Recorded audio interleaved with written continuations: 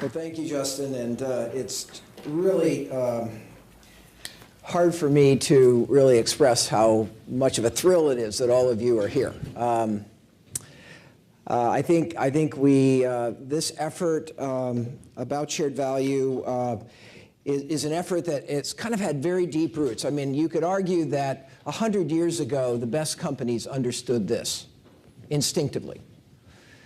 And I think in Nestle's roots, we'll talk later about the instinctive understanding that there was actually a deep alignment between capitalism and meeting societal needs.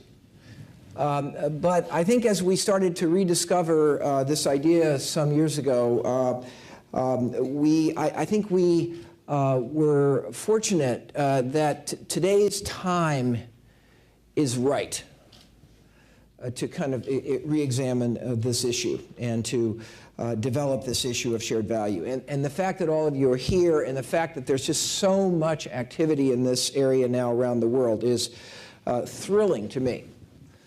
I've written a lot of articles in my day, but I can tell you that there's no article I've written that I'm prouder of than this article, and to start this discussion. And I can tell you that there's nothing that gives me greater excitement about the future than this discussion we're going to be having here at this summit. We literally are in the process of restructuring how we tackle society's most important problems. The old model hasn't worked. Everybody's tried hard. The old model hasn't been working. We don't have enough resources to do it the old way. We don't have enough money in government. We don't have enough money to contribute to NGOs to deal with these problems in society the old way. We've got to deal with them in a profoundly different way that, by the way, has important roles for all the stakeholders. It's not that anybody's out of business here. Everybody's still in business, but we just have to do it a different way. That's what creating shared value is all about. We're also, and this is very exciting for a Harvard Business School professor, we are also redefining how we think about competition, how we compete, how we position ourselves, how we manage supply chains, how we think about the community as an impact on our success in business. These are things that we in business schools have never taught before. Not because they weren't there, but because it really was something that we kind of not understood as we started to make management a profession and a discipline and rigor and analytical as it has over the last 10 or 20 years. So we see here a remarkable, I think, moment in which business, as well as the other stakeholders, if we can learn how to think about this clearly, if we can work together in different ways, we will have profound opportunities to actually solve societal problems. Not just kind of provide Band-Aids and try to ameliorate suffering and minimize harm, but we'll actually be able to solve these problems. That's the opportunity. That's what brings us all here today. And all of you, whatever organization you're in, whether you're in a business or whether you're an NGO or whether you're a government person or whether you're in some other segment, all of us, I think, have an opportunity to transform what we do. And as Justin said, the question we now really face is the question of how do we go about this? How do we go about this? Now, just to start, I wanted to let you know how widely spread the shared value movement is starting to be around the world. These are just, these shaded countries are just the places in which FSG, including me, has actually participated in a meaningful way in the shared value agenda over the last couple of years. And there are probably more that we missed. This is a discussion that's taking place in developing countries, it's taking place in advanced countries, it's taking place in every region of the world. There's a tremendous resonance, and I think it's clear why that's happening. It's happening because on the one hand, societal challenges are now very evident. We have more awareness of societal problems of health and nutrition and the environment than any time that certainly I can remember in my professional career. We also have business feeling under fire. We in business, we try to be good guys and good women. We try to do the right thing. We try to be ethical. But we're being viewed by society with skepticism. And the more we do to be responsible, and the more we do to try to be philanthropic and community-oriented, the more skepticism we seem to engender. It's clear then that we have to tackle these issues in a different way. We have to take a different approach. Again, just some little anecdotes. You know, there's now a very thriving shared value club at the Harvard Business School. Boy, am I proud of that. You know, there's now a national prize in shared value, a national prize sanctioned by the government in Korea. These things are happening now all over the world, and I hope some of you can be involved in creating these kind of accelerators in your region, in your country, in your organization. There's something very, very powerful here going on, and the challenge we all have is, how do we actually do it? We're starting to know a fair amount about shared value, but there's a lot more to know about how to do it. And what I'd like to do very briefly this morning is kind of give you my capsule view, first of all, of some of the critical ideas here that we're starting to get greater clarity on around the notion of shared value, some of the tools that we are starting to master or at least understand better in terms of how you actually put this into place in progress, and some of the promise we have of actually driving the notion of shared value to even broader sets of stakeholders. We have a major initiative now to think about how we take shared value and incorporate it into investing and into the capital markets. And I'll share a little bit of that material with you in a moment. We also have an enormous opportunity to have a conversation with Peter Brabeck. Peter is my friend for many years. We wouldn't be here today if it weren't for Peter Brabeck. He literally forced me to write this article, Creating Shared Value, and Mark. Wouldn't have done it without Peter. Peter is, of all the CEOs I know, he gets instinctively in his gut this idea, and he's had it forever. And we can talk later about how that happened. How could this person have gotten this idea so clearly ingrained in his very way of looking at the world? And we'll have a chance to engage with Peter. Nestle is a company that's probably for the longest time had the most explicit commitment to the notion of shared value of any company we know. But fortunately, lots of other companies are catching up, including Becton Dickinson. We're very lucky to have Vince Forlenza here. Vince is again, my friend. I'm proud to say he's my student. You know, that explains everything, of course. We are so proud to have Vince here, and so many other people in this room I know, your friends, and we're so happy to have you here. So let's spend a minute talking about the idea of shared value, and then we'll talk a little bit about you know, putting this idea into practice. What are we learning about some of the essential elements of doing so? How are we starting to think about bridging this divide between business and investors in thinking about shared value, and then we'll hopefully tee up a wonderful conversation with Peter. Okay, so you know, let's all just kind of take a minute and kind of get aligned with the very, very basic idea here. And the basic idea is that there's a portfolio of ways in which a company engages with society, or could engage with society. And I get the most common traditional way was through philanthropy. And corporate philanthropy remains active and alive and well, and it needs to be. In fact, what we now know is that corporate philanthropy is a fundamental building block for shared value, if you use it well. It's an opportunity to create the environment which allows shared value to occur. We also know that there's other set of activities that go beyond philanthropy, which are typically labeled corporate social responsibility. Those are important. There's a big role for those that will never go away. Those roles include compliance, they include meeting ethical standards, they include citizenship activities, they include this notion of sustainability. Corporate social responsibility in its essence is compliance, but also minimizing harm.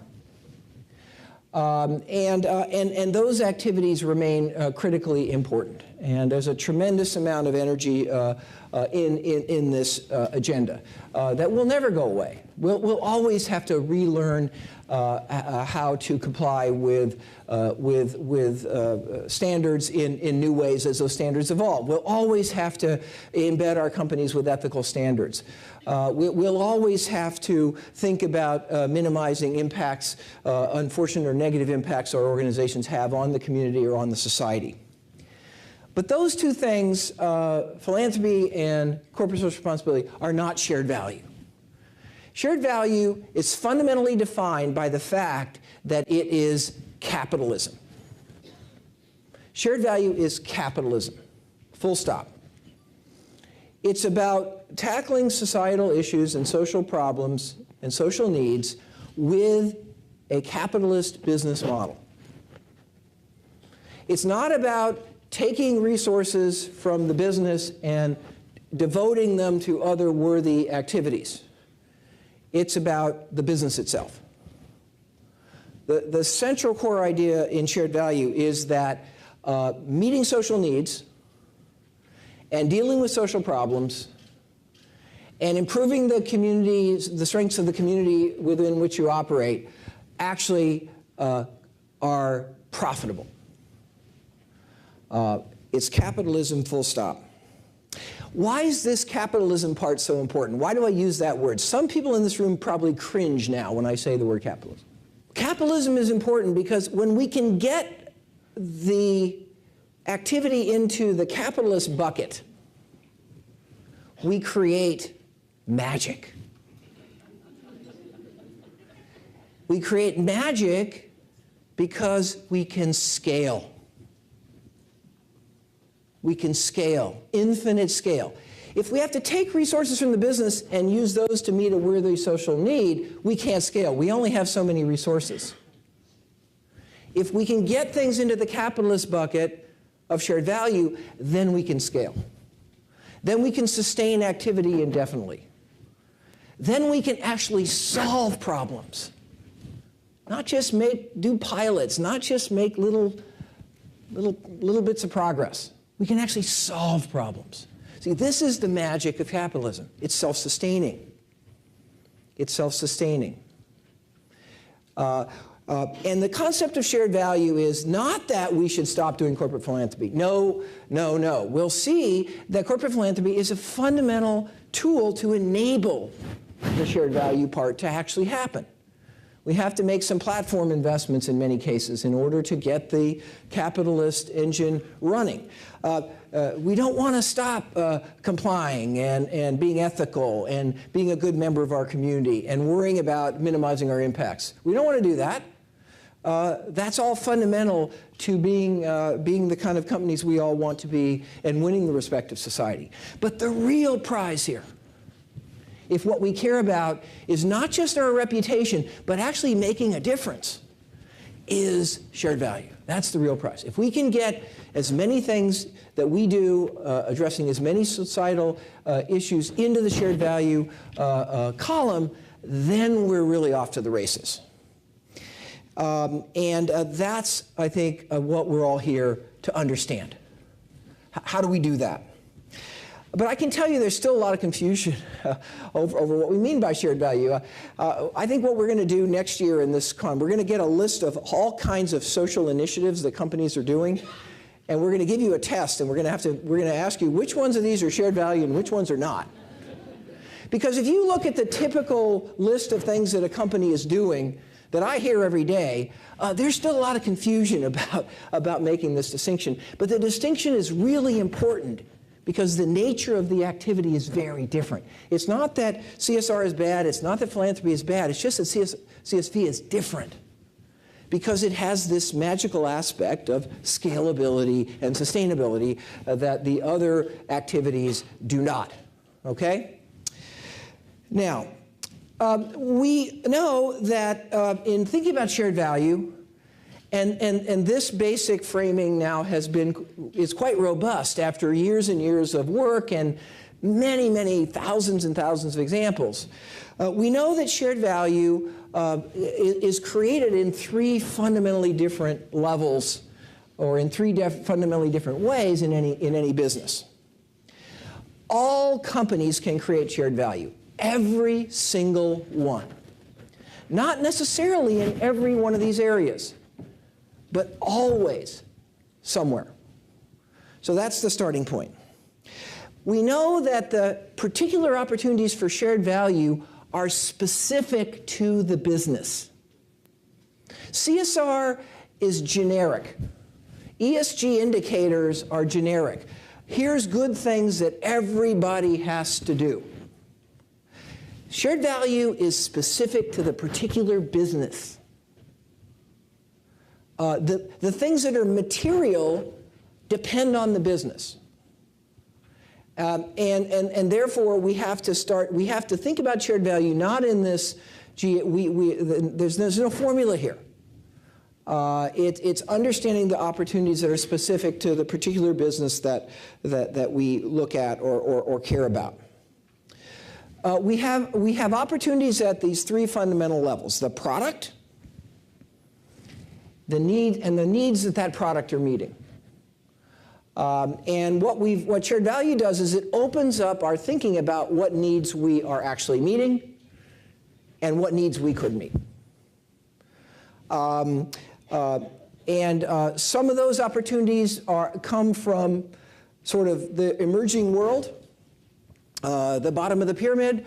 Many of those opportunities come from apply across all the markets in which we operate. One of the major banks in America, regional banks called Regions, has, the CEO talks about how the banking industry used to configure products that would succeed if the customer failed. So you give a customer a free checking account, and you don't get any money on the free checking account because it's free. You make your money on the overdrafts, okay?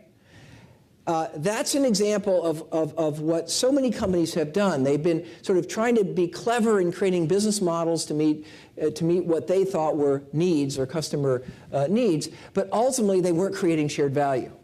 And what Regions has understood is actually we need to design products where if the product encourages the customer to succeed. They now have a whole suite of products designed for underbanked households. Called Now Banking. They've discovered that about 25% of their entire market opportunity in their many, many states in which they operate is underbanked customers. That's the big market. And they've designed those products so that the more the customer is able to succeed in keeping, having a positive balance, being prudent about the use of their funding, the more benefit they get at the bank. So essentially they're rewarding success as opposed to profiting from failure.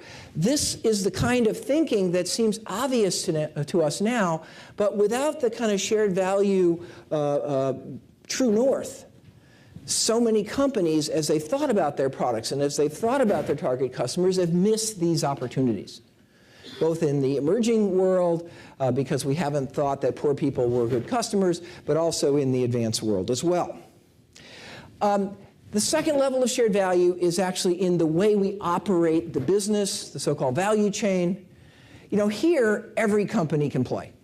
Every company can play. Even if your product is not food so that you have this nutrition opportunity, or even if your product is, a fence, that goes, that divides people's yards and you don't see the social need there, except, I don't know, we could probably speculate on the social needs of fences, but, but even if your product doesn't seem to reek of social impact, your value chain always does. You're always using resources. You're always engaging in logistics. You're always, you always affect the health and safety and well-being of your employees. So there's opportunities for shared value at the value chain level, and there's opportunities for everybody here. What we're learning is productivity in how we do business is transforming as we recognize the role of resources and how we use people and other resources in order to compete. And the whole manual of supply chain management is being rewritten right now as we speak. The whole manual of how we do procurement is being rewritten as we speak. The whole manual of how we manage logistics and use logistics and how intensive logistics needs to be is being rewritten as we speak. And that is because, when we thought about social problems historically, we thought about them using the framework of externalities, that there were all these externalities. Well, actually, the reality is there's internalities, that all these social problems inflict cost on the company. If you use too much logistics, you're wasting money. If you use too much energy, you're wasting money. If you're using too many resources, you're wasting money. If you're not realizing the potential of your employees because they're unhealthy or because you're exposing them to risk, you're wasting resources and money and efficiency and productivity. We're rewriting how we think about value chains as we speak. There's opportunities for everyone in this room in that area. And the third level of shared value has to do with the surrounding community. The assets of that community, the supplier base in that community, the institutions in that community. And we in business have been too narrow in our thinking that our success comes from what we do, rather than recognizing that the institutions of the community have a profound effect on our productivity and our efficiency. I think we're starting to understand some of these new ways of thinking that I think have been revealed by this notion of shared value. How can we think about competing and operating in a way that actually creates economic benefits to us, but also meets important societal needs? And it turns out that framing of the issue, I think, is profoundly stimulating.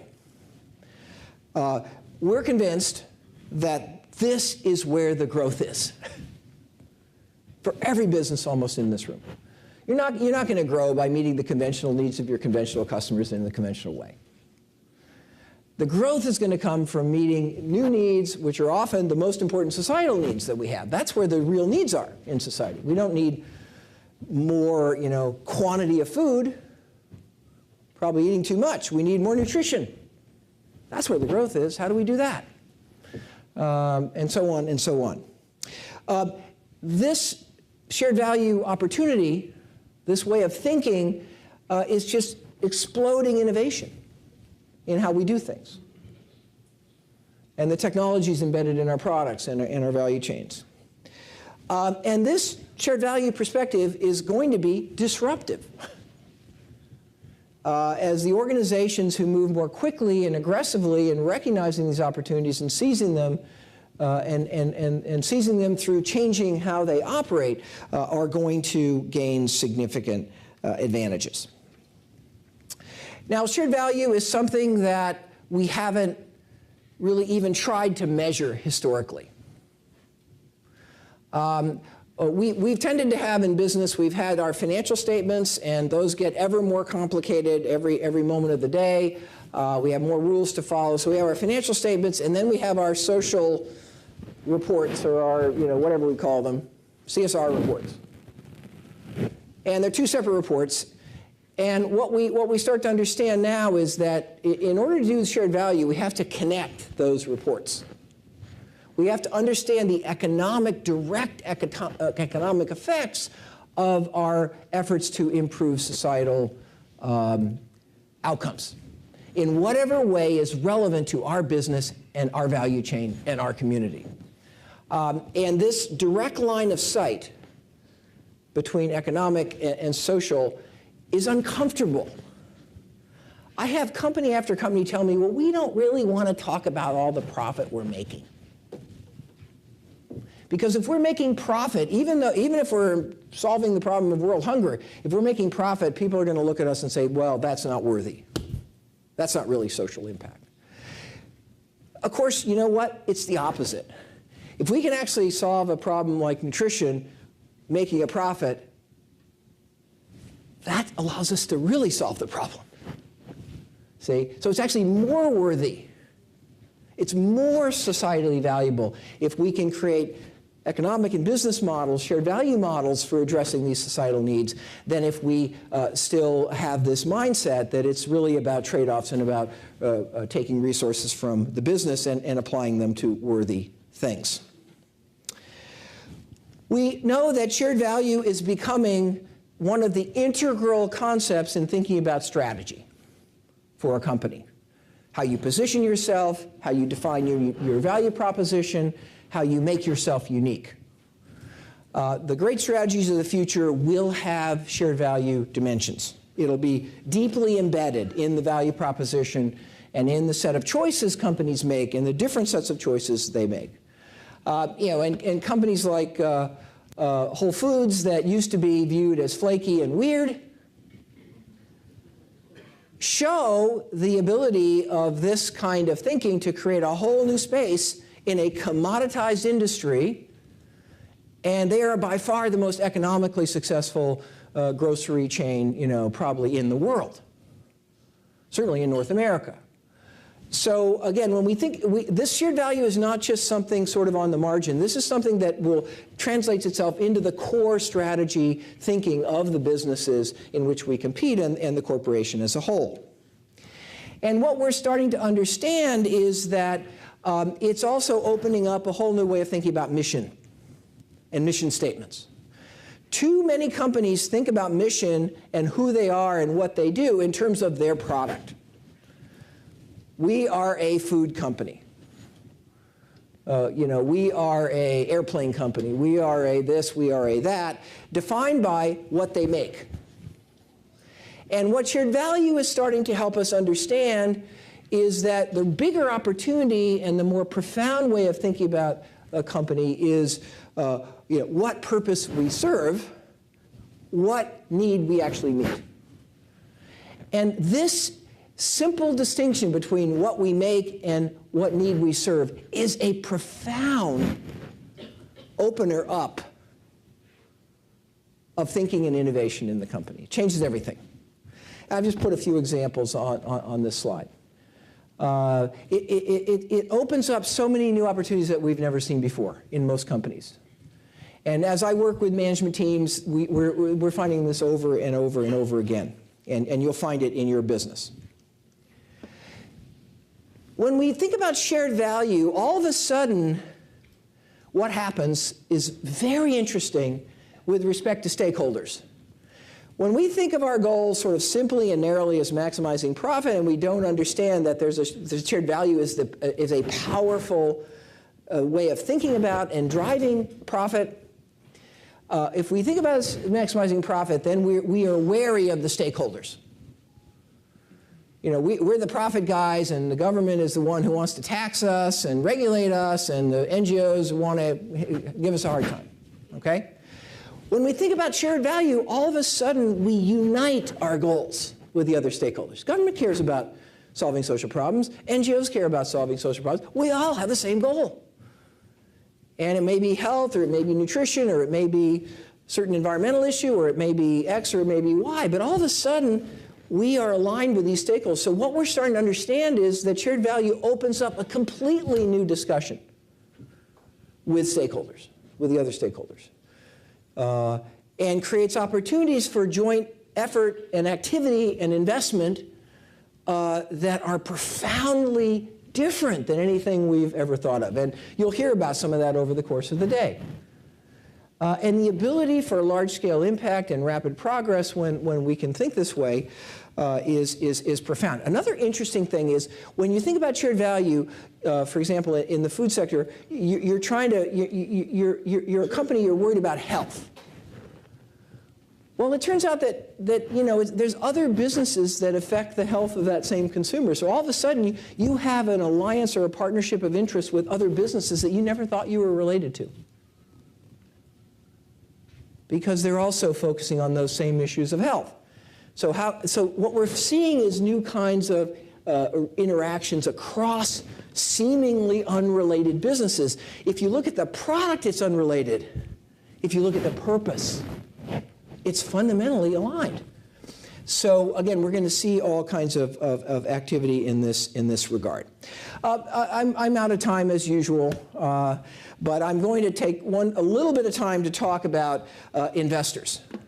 We are now having a very interesting dialogue with the investment community. And of course, the investment community historically has thought that their goal is purely to maximize economic returns. That's their fiduciary duty. And I think we all kind of understand that. As socially responsible investing has taken hold, we've kind of been through the same predictable cycle as we did in corporate relationship with society. Much of the socially responsible investing so far has been really about negative screening. You know, how do we screen out the people doing business in Sudan and selling tobacco, and then more recently about sort of ESG, compliance. We've looked for companies that kind of reported acceptable results on all the metrics that have been thrown out there, and there's dozens and hundreds of them. Now, there's no surprise that this kind of investing is not particularly aligned with economic success. It's not bad. I mean, it's okay to have these ethical screens and have these screens based on ESG performance, but the odds that that's going to have an impact on economic success are pretty small, and all the research is pretty much confirms that. Now, the impact investing movement, which is somewhat more recent, and our Rockefeller Foundation, it's one of our supporters, has been profoundly important there. That starts to take us now across a line, which gets us very excited about the alignment between investing and shared value. Because the whole idea of impact investing is that a company can have economic returns, but it can also have societal impact. So that was a very important idea. But basically the idea there can now go the next level. So we believe that where we're going now is there's going to be something called shared value investing. And people are going to do shared value investing not because they're trying to be social, but because they're trying to make a good return.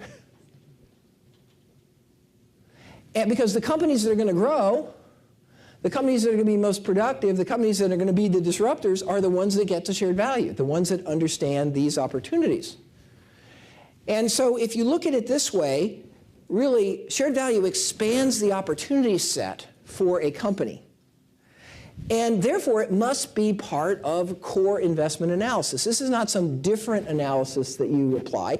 This is actually what good investment analysis is. It looks for companies that are innovating in terms of their product and their productivity and how they do business in ways that will distinguish them and differentiate them from competitors. So over the coming years, we are going to do as much as we can to bring this thinking into the investment community. We have a tremendously warm reception so far, although a lot of skeptics still. And as we prove more examples of shared value that have big stakes for companies, I think that's going to get easier and easier.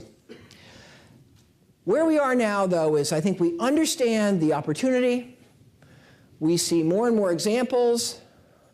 We're starting to understand some of the critical fundamentals about how to connect the dots to get shared value to happen in an organization.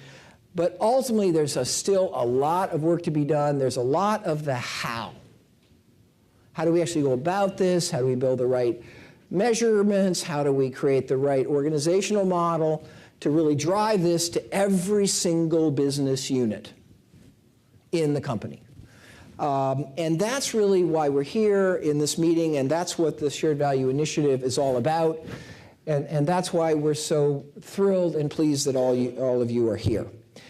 And we hope that the course of this day will be exciting and interesting, and you'll learn a lot. Probably the most important thing you'll get out of this day is the people sitting around you that you end up meeting and talking to. This is a community of practitioners. We have some of the leading practitioners in the world here. And I encourage you to take advantage not only of the formal program, but all these opportunities to really get in at the ground floor of how you actually make this happen in the organization.